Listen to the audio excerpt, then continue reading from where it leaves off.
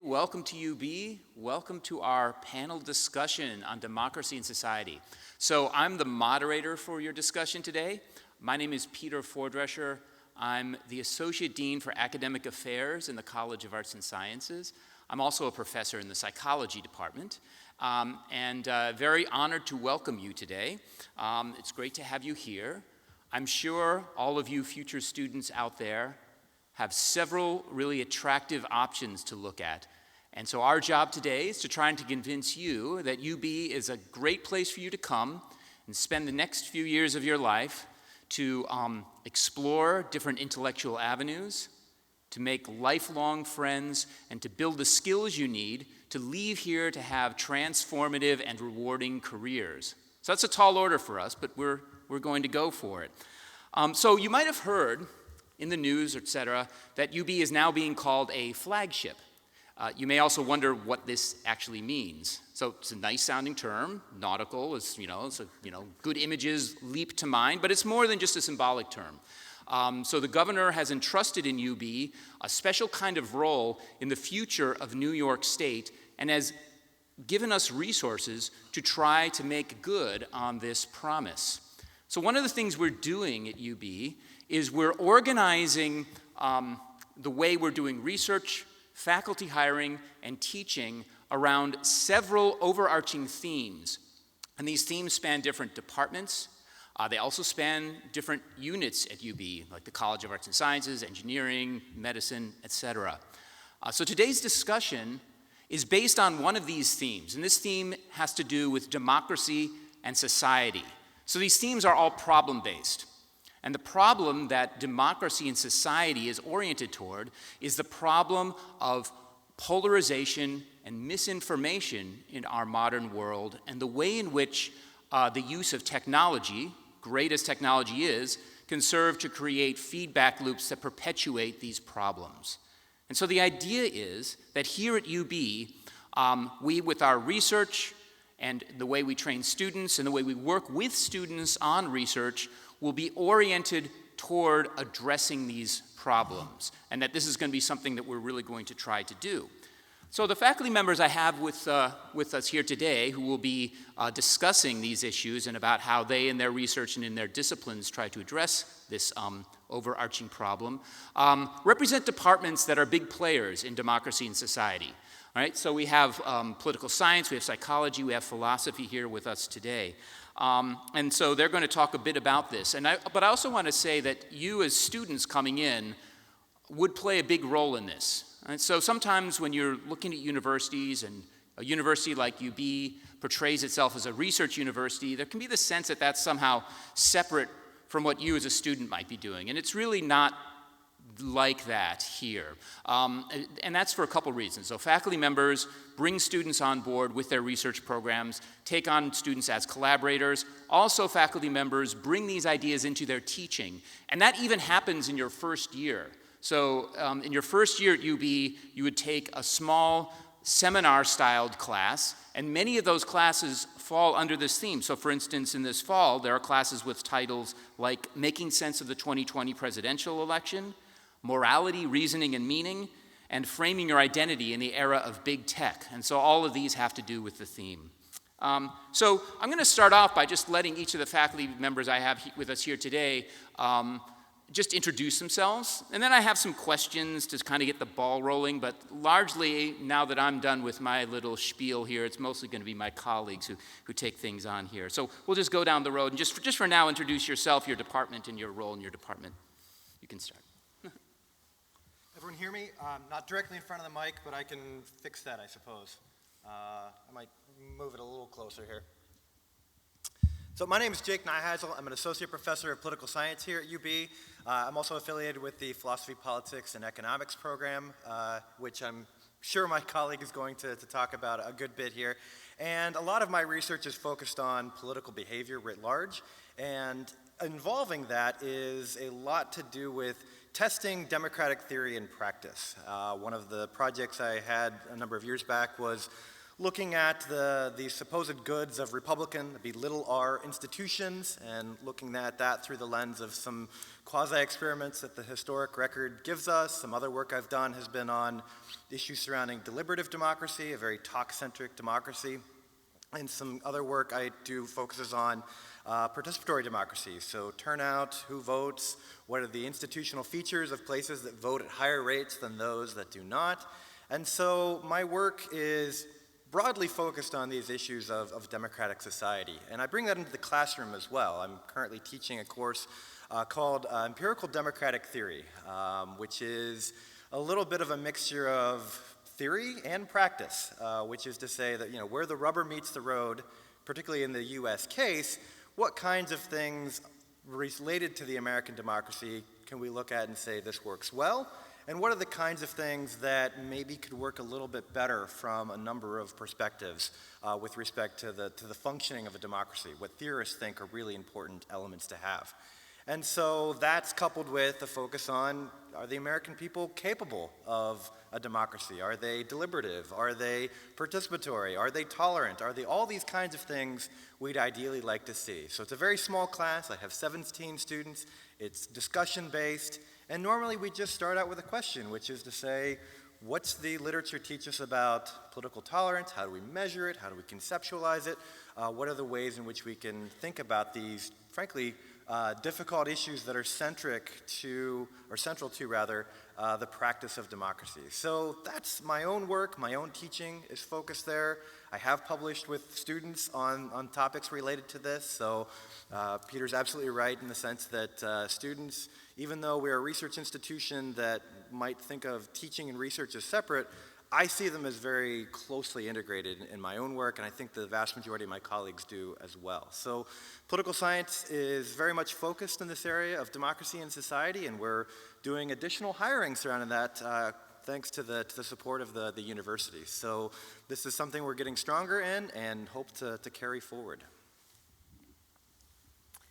Hi everybody, I'm Wendy Quinton and I'm a clinical professor in the Department of Psychology, and I also direct the Psychology Honors Program. I'm a social psychologist, which means I study how individuals navigate the social world and why they do it the way they do.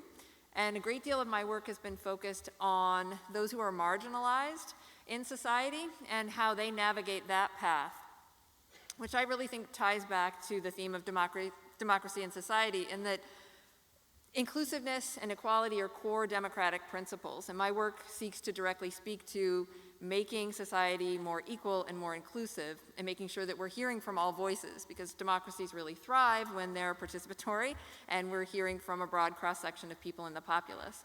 So I view my work, my research work, as really speaking to that.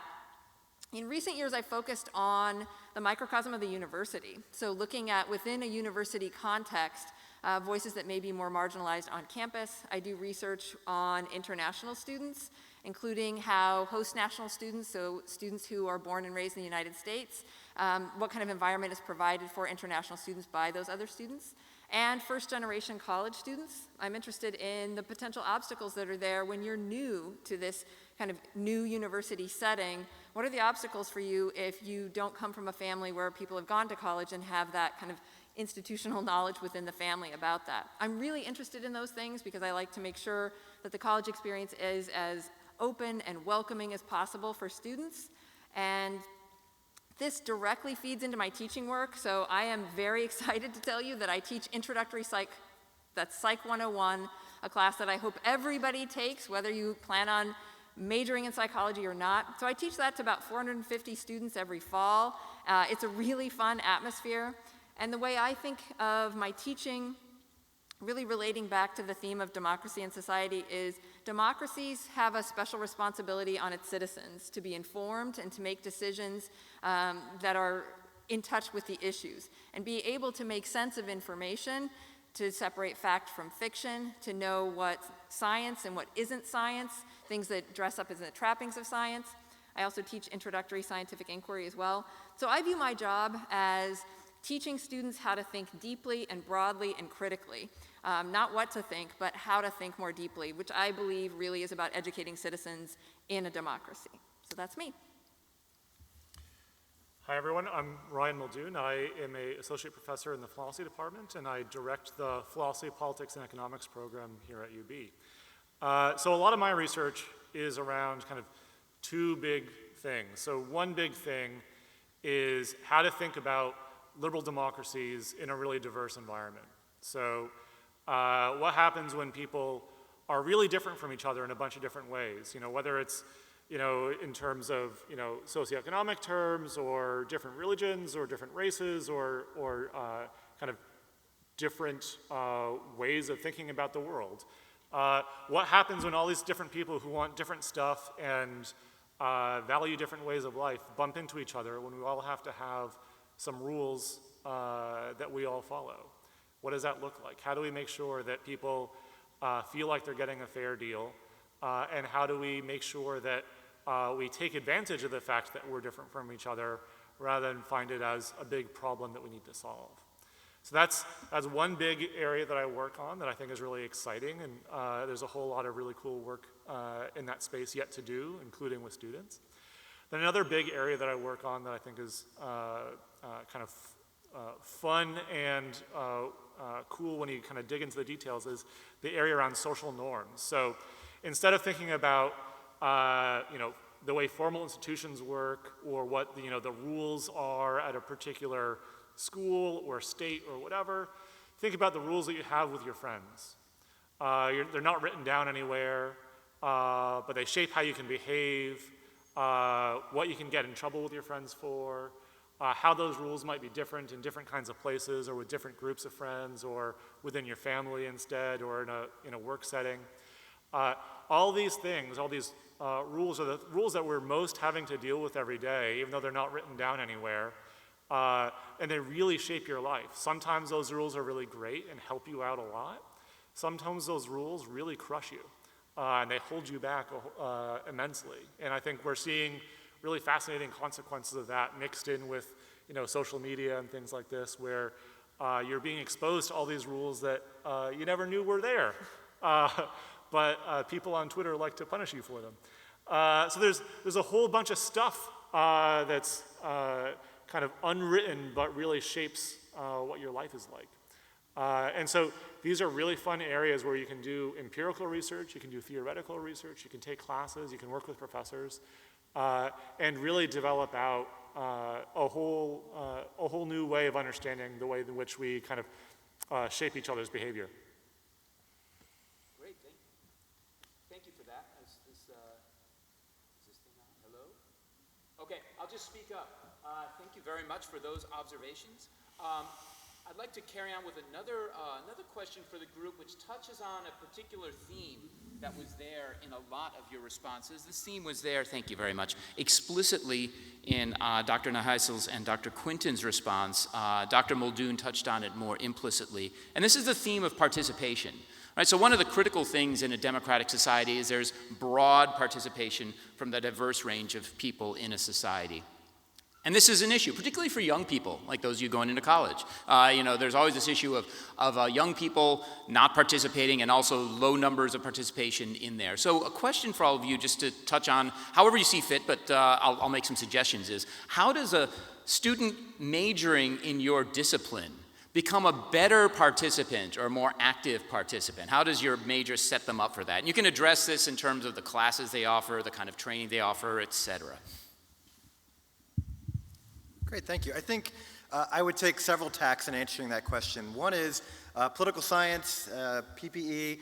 A lot of our classes, particularly at the introductory level, are focused on basic information in the sense of here are the rules of the game. Here are how things work here in New York State or in general at the federal level, and getting folks to understand the nuances of, well, the rules are slightly different here than they are here, and I think that can be eye-opening for a lot of folks who are just coming into the fold as social and political entities.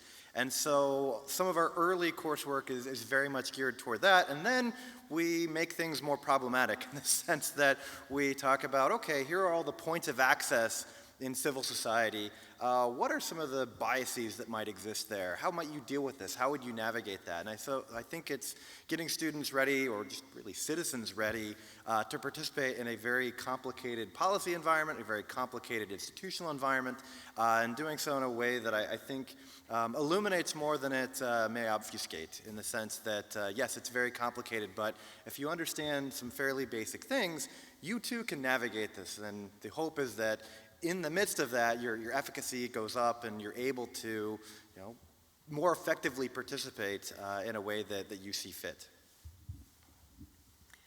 And I would say, too, within my classes, so even in a really large class, I expect student participation, and students do participate. They get to hear from people who might have a very different view of a topic or issue than they do, and that is all welcomed within that environment. So I really think it starts from the beginning in the educational process that you as a student, your view matters. Having a strong base of knowledge and understanding about a particular area breeds confidence, and that confidence also makes people feel more comfortable sharing their opinion and their attitude. So we do this in really large classes, and then over our psychology major, the classes get smaller and the expectations for student participation grow. We do challenge students to have opinions and have attitudes and back them up. And I think all of that is excellent practice for being a good citizen in a democracy. I also think it's really just good practice for having a rich and fulfilling life where you're present, your view matters, your voice matters. But I think it starts from the very beginning in that it's not a passive process, education. It's an active process. You're not a receptacle in a classroom, you're a generator. And we expect you to really live up to that challenge, and we provide you all the tools to do that. So that's what I look forward to. So I direct the psychology honors program, which means that in their senior years, students who decide to pursue this can do an independent research project under the advisement of a faculty member. It's a year-long project, and it's a truly independent project. And students marvel at the fact that they're making big decisions about running an experiment, how to frame the argument, how to write it up.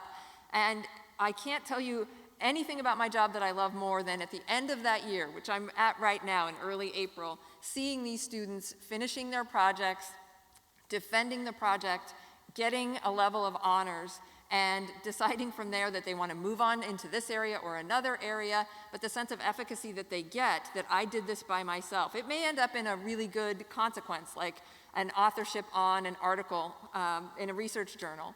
Or it could just be the fact that it showed them they've done this process. I have students that do both, that decide, I don't really want to go on into research, but I'm so proud of the fact that I did this. I didn't know I was capable of this. And there's nothing better for me as an educator than seeing students maybe start out a little bit questioning, can they really do this? And then seeing themselves do that and the confidence that is bred in that. So when I think of participation, I think of those things, being educated, having a good information base, and building the confidence to share that. So there are kind of two things I want to talk about. So one is our philosophy major, where obviously a lot of that is learning how to engage with each other seriously and argue and express your views in a way that takes your opponent seriously, and you really build up those skills such that our majors have really outstanding outcomes on the job market afterwards, and really learn a great deal about what it is to be an engaged citizen. But perhaps more to the point on this question is what goes on in our philosophy, politics, and economics program that's, I think, really quite exciting. So the first couple of years, you're learning some basic tools to understand how to see problems around you and kind of get analytic grips on it so you can think about what a solution might look like. So you do really cool classes like model-based reasoning, where you learn how to think about really abstract stuff like how a voting system works, or how a random walk works, and then realize that's a way of understanding how the stock market works and how you can be more effective decision maker in a democracy. But as you go on in the program, what we build towards is our capstone program, which is really fantastic, where you're put into a group of 4 or 5 other students, you're given a budget, and your task is to identify some problem in the world, and then you try to make a difference. Not just write a paper about making a difference, you have to go out and do something. And you have to try to find a way of making something better by however you come up with what better means. And then you have to defend what you did. It's a really fantastic program. One of the things that has come out of it already is we now have a pretty large and active chapter of what's called homework helpers, where our students put together a program to tutor kids in Buffalo Public Schools. So I think we have around 115 or so undergraduates enrolled in this program, where they get matched with kids in the Buffalo Public School system. And now they're helping those kids out, which is just fantastic. And that's entirely led by a team of students last year. Great, thank you so much for that. Borrow this one again. See, it's sharing. This is part of democracy, right? Sharing. Great. So, so I was just, getting some insights from all of you, and we all were, about your majors. But of course, not everyone here is going to major in one of these three departments, even though there are a lot of students who major in psychology. Yay, psychology! I'm in psychology too. But but you're going to be sampling broadly. You're probably going to be changing majors. So my next question is, what kinds of other fields are your kind of main partners, and what sorts of activities, teaching-wise, research-wise, do you have? And you can talk about specific things you do, or if you want to talk about something that your colleagues do, that's also fine as well. Thank you. So political science is a great major to pair with lots of cognate fields. It's great to pair with psychology. Pains me a tiny bit to say that, but great to couple with psychology. I also do political psychology at the graduate level, so adjacent to that, I suppose. Great to couple with economics, and of course the new program being philosophy, politics, and economics is another great piece to couple with a political science major. Within political science, we're also getting off the ground a focus in global affairs. That's another option going forward, and so if you're more focused on international policy, which I am not, but I can speak for them, I think, that's another option that the department has. So it's a easy to get in major. I don't know if we should advertise it that much, but it's a major that couples very well with lots of other things you might be interested in. So there's a certain extent to which it could be kind of tailor-made to your interest and to your understanding. And within that even, there's lots of opportunities to do cross-disciplinary work. And I think that that's reflected with the faculty in the department, in the sense that I work with Ryan on a current research project, and there are other faculty members who are working with folks in geography, folks in other cognate fields. And so it's a great major to couple with a lot of other different things you might be interested in. Well, the wonderful thing about psychology is it's arguably the most diverse of all the sciences. We deal with things all the way down to the cellular level, so we might be looking at the neuron, all the way to public policy and everything in between there. So psychology has a massive variety to it. It's hard to find a topic in psychology that someone wouldn't be interested in. And our majors take psychology into many different directions. We have 2-degree programs, a Bachelor of Arts program and a Bachelor of Science program. They're different degrees only in the sense that Bachelor of Science is really more of a pre-med type of curriculum that's made for people that want to go to medical school, dental school, veterinary school, or directly into behavioral neuroscience. If not, the Bachelor of Arts is the degree for you. It's very versatile. And I would argue it's hard to find any major or minor at UB that doesn't marry well with psychology. So for example, just a couple.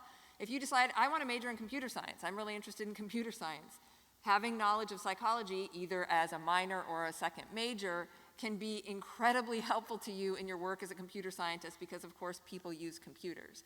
If you're interested in business, having a background in psychology is hugely advantageous to you because businesses are about selling things to people. If you want to go into medical school, having a background in psychology is hugely beneficial because you're going to be dealing with people.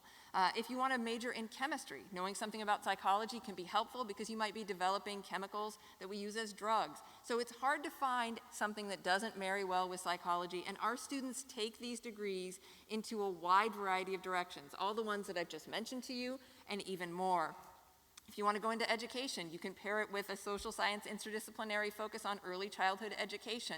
The knowledge of psychology will be a benefit. I can go on, and I know you don't want me to, but what I will tell you is it's an incredibly versatile degree program. You can do so much with it.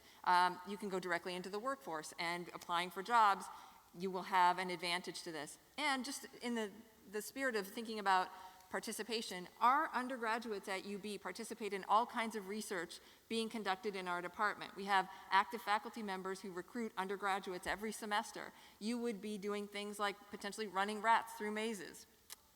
Working with Dr. Peter Fordresher on the psychology of music. You might be working with kids in schools with Dr. Julie Bowker, who's out at one of our tables right now, who does work on social withdrawal in kids. You might be working in Dr. Mark Seary's social psychophysiology lab, where you're looking at how what's happening to you physiologically predicts how you perform in a given situation. So there's all kinds of things you can do to participate within psychology, many different ways you can take it. Cross-disciplinary connections in our department with our faculty and our students all across campus. So the philosophy major is really fantastic for pairing with a bunch of other degrees, and a bonus of doing philosophy major is philosophy majors score the highest on literally every admissions test for all kinds of graduate school. And philosophers have higher mid-career salaries without going to graduate school than biology majors and a whole bunch of other ones that I don't want to throw too many under the bus. But you can go into philosophy for the money really safely, or you can go into philosophy because it's really cool. PPE also is really fantastic to pair with not just other social science degrees or with philosophy degree, where it's actually kind of, there's some nice synergies there, and so you can really hone in on a particular area of study and have this really fantastic differentiator for you on the job market that I think is extraordinarily valuable. But also PPE, you know, we're doing work with folks in computer science, we're doing work in with political science. I've done a bunch of stuff with folks in public health. There's a whole bunch of different ways you can take it because the core skills that you're learning in PPE are really tremendously valuable everywhere in terms of figuring out how to take a situation, understand kind of the kind of analytical core of what's going on, and then see what other examples you have for how you to draw lessons to the problem that you have at hand. And then you're building all these cool skills and working with teams, working with other people to solve a common problem. And so it's incredibly versatile. Great, great. So we've touched on several issues here related to this theme, a big one being participation. But another big issue that's part of this democracy and society theme is the problem of misinformation.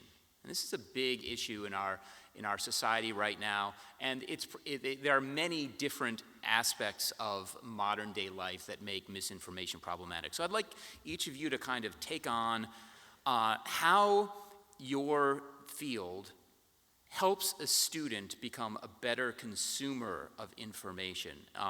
And you can take that on with respect to your field in a broad way, or if there's a particular kind of research project that you've engaged on in that's great, or colleagues or class, just however you see fit. Perfect, thank you. I think political science is an excellent field to develop tools to combat a lot of the problems of misinformation and disinformation. And as a bit of an aside, there's a working group here on campus, the Center for Information Integrity, that is comprised of communication scholars, political scientists, information scientists, computer scientists, is working on these issues actively and is pursuing grants to do that and hopefully spin that into even bigger grants to develop tools to combat this. So there are lots of different areas on campus that are geared toward fighting these problems, which are fairly pernicious in a democracy, where one of the assumptions, at least in a lot of models of democracy, is that we all have access to the same basic information, or at the very least we have the ability to have a conversation and come to some kind of shared understanding about the world. And that is, if you just look around you, certainly not something that is happening in policy making today or even in public discourse. And so my role here, as I see it in my classes, and I do teach a class on media and American politics, is to think about the ways in which this can be combated at an individual level. And we know that one of the chief predictors of susceptibility to misinformation and disinformation, well, apart from age, which is a huge predictor, but we'll leave that alone for a second, is simply cognitive reflection, the ability to look at problems, think through a problem, and think about different ways to to attack it. And along with that is just a simple, I guess, healthy mistrust of the things that you could come into contact with. We live in an era when it's not Walter Cronkite giving us the news, who had tremendous trust, and yet we have news from all different areas of the internet where we can't necessarily wrap our heads around the idea of why would somebody be lying to us? Why would this not be true? What ulterior motives would they have, and not thinking that some people do it just because they find it funny, perversely. And so the way I do this, or combat the susceptibility to misinformation, is simply making folks aware of this is why people create disinformation, this is why they create or might go along with misinformation, and here are the tools that you can have or you can develop to try to fight back. So psychology, I think, is uniquely positioned here to talk about misinformation and disinformation just because people have so many myths about what psychology is as a field. They think that we are all obsessed with Freud, that everything is about clinical psychology and laying down on a couch, or that everything is common sense. And so what I like to do is start in introductory psychology, dispelling those myths about the field, and then showing students what the field really actually is. Embedded in all of that is a healthy skepticism that I try to empower students to have about all the information that they've been given, including the information that I give them. So ask for evidence. What is this evidence? How was it collected? What do we know about those methods? What do I think about that? Who is the sample? That kind of healthy skepticism is something I try to breed in really early. And then throughout the psychology major, students really build on that. So as I mentioned, I teach an introductory course in scientific inquiry where every idea we dissect forward and backward as to what do we think about the evidence for this? How would we design a study to really get at definitive evidence for this? How would we know if it's definitive? So we get into this whole exercise of healthy skepticism about any information that we've been given. And that's what I hope students have navigating the world while they're in college and then afterward, that building in the idea that skepticism is a good thing. If something is questioned and it survives the questioning, then it should have more validity. And so that's a key part of this. And it is something that, as I said, I think psychology is uniquely positioned to be helpful on because the field itself has so many myths about it. So in philosophy, we're quite literally in the truth business. A great area of philosophy to take courses in is epistemology, which is the study of knowledge and belief. So not only can you take a course looking at different theories of what it means to be true and how can you have knowledge rather than just some beliefs in your head. We also are having an advanced course on the skeptics, so different philosophers that are fundamentally skeptical about the ability to come to know things and the different ways in which you could be a skeptic. Also, we have within PPE a number of courses that are shaped around thinking about how does information flow through an institution. So how is it that information gets aggregated and packaged for you? How is it that people have incentives to repeat things versus not, to generate things where it's true or false? And then how do you kind of receive that through whatever kind of institutional structuring it's gone through and use that to make a decision? So within that, you can take courses in decision theory, which we're offering this fall. You can work with that within courses in game theory or social choice theory, where you can think about the ways in which a bunch of actors who might be selfish or motivated differently generate a social outcome together. All right, we're getting close to the end here, so I'm going to wrap up with one question which is slightly off the theme, but I think very important here because we've got a room with potential students and parents weighing decisions here. So, as briefly as you can possibly do it, what do you think sets UB apart from other institutions that these folks might be thinking about? Thinking about your department in particular, but if you want to go broader than that, that's fine. your elevator pitch. So to speak. Yeah. Great, thank you. I think I'll speak specifically to political science in the sense that we very much have a common understanding of the kinds of things we want to impart upon students, and we have a very common approach to how we do our work, and that is to say that UB's political science department is a little bit smaller than some that might be out there, but I think that that's a great trade-off to have for the kind of unity that we have in terms of the approach. So to a person, we all are very familiar with the tools of modern social science. We all teach methods in various ways, and I think that that commonality is something that, you know, in every class you get as a political science student, you're going to have a quantitative approach that I think is very marketable, very portable, and our students have gone on to do a number of really great things, not just in politics or in political science, but in analytics or in various levels to which they're community activists and all kinds of other things where they take the tools we have and they apply them to the real world. So I really speak to this on two levels. The first level is UB is a thriving community of students from all over the place. So we have students from New York State, we have students from out of state, we have students coming from a wide variety of different countries. UB is one of the top 25 universities for international students. Getting that exposure to all different kinds of people really empowers you going forward to have an understanding, empathy, and also information about how the world works outside of what you have been exposed to so far. So it's a really thriving multicultural community. That's a huge benefit for any undergraduate.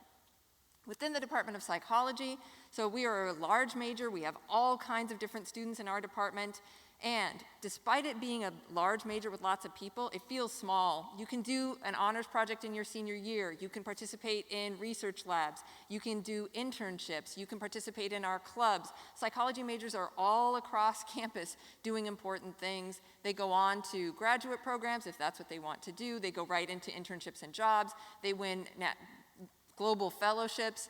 There's all kinds of opportunities. As I mentioned before, it's hard to not be able to find a path for yourself and what your specific interests are within psychology. So that's my pitch for UB, my pitch for psychology. It's a lot that can feel like a small college kind of environment. So our PPE program is quickly becoming the best in the country. So if you want to be able to do something that is the best in the country, doing a PPE major here is a really fantastic opportunity. We have an incredible set of researchers that are doing really impressive work very rapidly. We send our students to cool conferences on PPE all over the country. We have lots of stuff going on where there's an opportunity for doing really, really cool courses where you get to do real things in the real world, building up skills to be effective on teams and, you know, within an organization. We have internship opportunities, but also it's just you know, a thriving environment where we're having, you know, lots of speakers come through, lots of workshops, lots of stuff that enriches your life in an area where there's sort of like very clear stuff where you can go on to academia if you want, you can keep going to graduate school for this sort of stuff, or you can immediately be effective in the real world and have obvious job skills that everyone has a reason to care about. Great, and that brings us right up to noon. Thank you so much for coming and joining us today. Thank you very much to all my panelists. It's been great spending some time with all of you. Have a good rest of your day. Thank you.